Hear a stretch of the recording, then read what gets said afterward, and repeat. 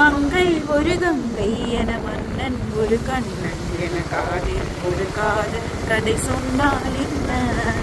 மங்கை ஒரு கங்கை என மன்னன் ஒரு கண்ணன் என காதில் ஒரு காதல் கதை சொன்னால் என்ன?